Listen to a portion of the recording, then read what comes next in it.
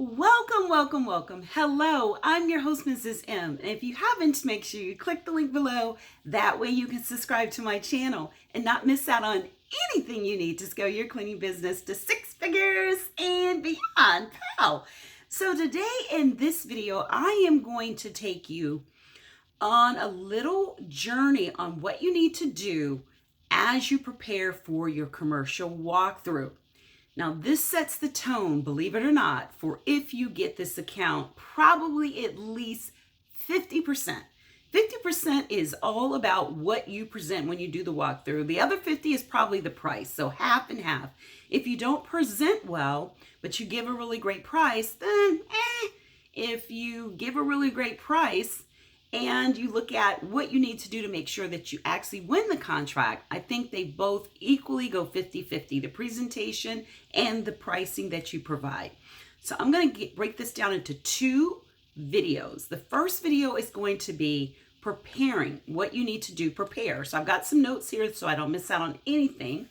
So activities that you need to make sure that you do the night before, the day before. Once you find out who your customer is going to be, I would highly suggest that you Google the company to find out something about them.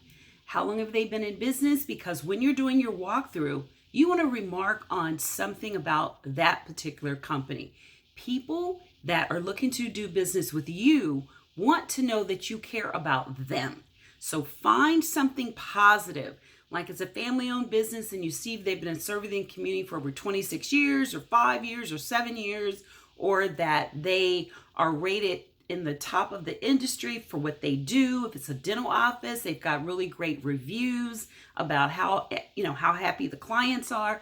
But think of something positive about this company the night before you go do your walkthrough. So that way, while you're there, you can comment. So that's like a pre-activity before you get there. Now, what you want to do to prep and once you get there, you want to make sure that you have at least 2 of your business cards. Arrive at least 15 minutes early. You want to have the dress should be business casual, like a khaki shirt, no jeans, maybe khaki pants, uniform with your name on your the name of your company on your shirt, on your uniform. That looks good. You want to make sure that you have a folder for all of the paperwork you're going to gather, their business cards, so you're not all scattered everywhere. And you can have like a cute little briefcase or some kind of little arm pamphlet, something you put on your arm so you can put the paperwork in there. You want to meet with the point of contact, and you should start making sure that you meet and greet and you're just pleasant from the time you pull into that parking lot to the time you walk into that building. You never know who you may meet that is a part of the company you're going to visit. So make your presence be like really pleasant and not angry or frown on your face. As soon as you open that door, be in the mindset, I'm going to do business, and give them my absolute best. You want to ask them, you want to make sure you have a scope of worksheet so you can write down all the things you're going to do. That's important, a scope of worksheet. You also want to make sure you're not looking to prepare the bid on the site. You want to gather the information, I don't care how big it is, and prepare it, and then you can look at, doing it digitally and sending it back, or going to visit them the next day. But whenever possible, do not give them the actual proposal on the spot.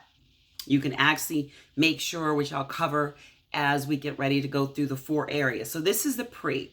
Then there's the actual during the walkthrough. Then I'm going to talk to you about what you need to do before you leave the facility, and then what you're going to do after. So I'm going to go into 2 of those areas right now. The other thing you want to make sure is you have some type of way to measure the facility, either a bidding software or manually you're going to measure it, but you need to make sure you do that as well. And this is some information. Now we're going into part 2. This is information that you want to gather while you're doing your walkthrough. You want to find out how frequent do they want the service. You want to know how many days a week, how many, you're going to measure. You're doing all your bidding and, gathering for the bid. This is where you want to gather all the information. You want to find how many people, if possible, are in there, and what exactly do they want done. Try your best to stay away from 1 day a week. It is a hard clean. You're cleaning every time like you've not been in there. So make sure, if at all possible, you push for 2 days a week at least.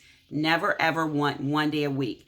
It is really going to benefit the customer a lot more than it's going to benefit you. It's going to be hard to find someone to clean 1 day a week, and you're going to clean, like I said, really, really hard because no one's been in there cleaning the whole week other than you.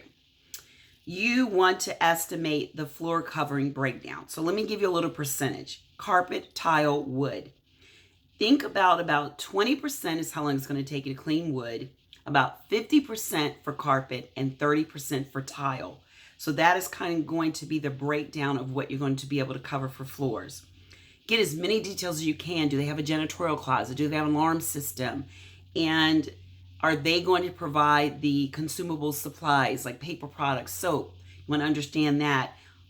Paper towels, toilet paper. Are you going to provide the large trash bags for the areas like their break room? You know, they have the large trash bags. Are you going to provide them for your customer? And I would say the next part in the next video I'm going to cover will be what you're going to do to wrap up, to close the sale, and what you're going to do for after you've actually walked out of the building. So the next two parts are going to be together on what to do to close the sale. You've walked in, you've been so you had your pre-walkthrough activities. Then you actually gathered the data, the information for preparing the bid. Now we're going to look at what you need to do to close the bid, to bring it on home. And then what do you need to do after you've gone through there? What do you need to do after you've walked through and left out of the facility? So I'd love to see you at the next video I'm going to do on how to prepare for a commercial walkthrough. I got a lot of questions in my Facebook community on like bidding and how to prepare for the commercial walkthrough. So I want to make sure I went through all of this. Now, if you'd like to know more and be a part of our Facebook community, then make sure one way to get there is to sign up for my free masterclass.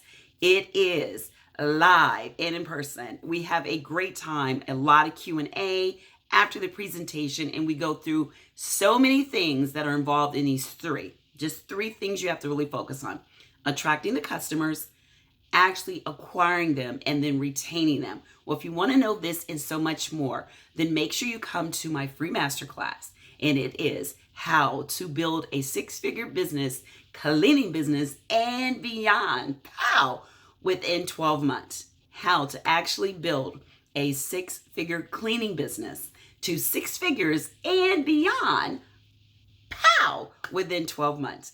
Click to register. I would love to see you there, and make sure that you join me for the next video on when I do part 2 of what you need to do to close the sale in the walkthrough and what you need to do after you've left the building. So I look forward to seeing you. Make sure you click the link to register for the free masterclass. We have a ball. Until next time, be safe and take care. Bye-bye.